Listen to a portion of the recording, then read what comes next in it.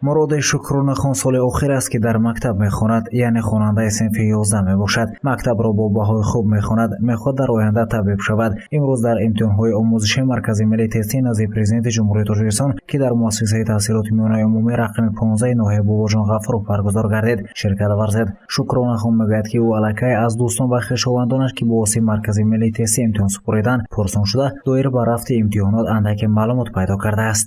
Бале ман пурсидаам. Ман аз 4 фан имтиҳон месупорам, аз фани биология, химия, физика ва забони тоҷикӣ. Ман ба худам бовар дорам, зеро ки мо имрӯз дар мактаби наву замонавӣ бо ҳамаи шароитҳои муҷаҳҳаз мехонем.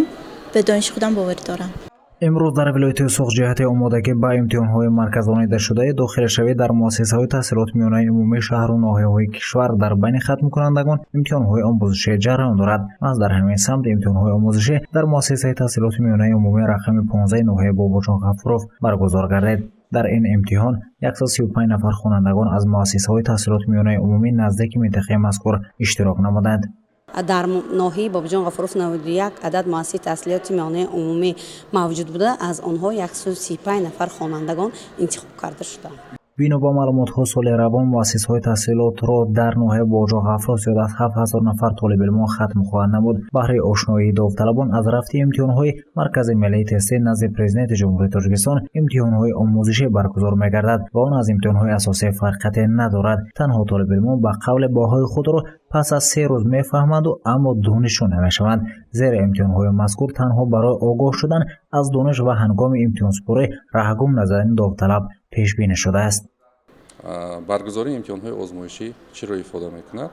аллакай мо имтиҳони асосие ки бояд баргузор шавад, шакли озмоишии онро бо хонандагон баргузор менамояд. яъне ки хонанда аллакай огоҳӣ пайдо мекунад ки тартиби баргузории имтиҳонҳо чӣ гуна сурат мегирад ва ҳамаи он чизе ки дар имтиҳони асосӣ баргузор мешавад, онро ба таври озмоишӣ кормандони Маркази миллии тестӣ бо дар назар дошти тамоми маводҳои имтиҳонӣ ки аз ҷониби худи Маркази миллии тестӣ таҳия карда мешавад ба муассиса дастрас карда мешавад ва он аз ҷониби намояндагони Маркази миллии тестӣ имтиҳон гирифта мешавад.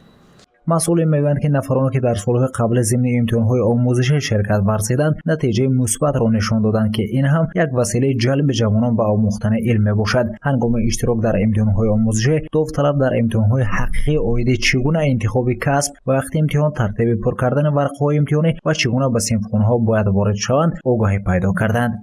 натиҷаи имтиҳонҳои озмоишӣ аз ҷониби кормандони марказ баррасӣ карда шуда давоми 3 рӯз ба хонандагон тавассути шуъбаи маориф дастрас карда мешавад. мо ба нақша гирифтем ки доираи 3000 нафар хатмкунанда имтиҳони озмоиширо баргузор намояд.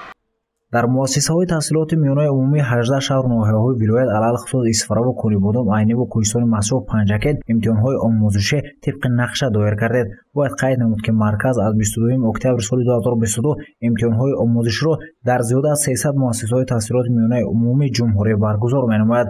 ёдовар мешавем ки мақсад аз баргузории имтиҳонҳои омӯзишӣ ин муайян намудани сатҳи дониши хатмкунандагон, шиносоӣ бо тарҳи маҷмӯи фанҳои имтиҳонӣ, баланд бардоштани масъулияти хатмкунандагон барои супоридани имтиҳонҳои марказонидаи дохилшавӣ, шинос шудан бо таркибу саволи масъалаҳои тест аст. қаҳрамони гузориши мо Муроди Шукрунахон имрӯз ба худаш бовар дошта умед дорад ки баҳои аъло мегирад ва дар оянда табиби ҳозир хоҳад шуд. гузориши Саид Мухтори Саидавар, Насим Ҷон Раҳимов барои Барометри Хабар.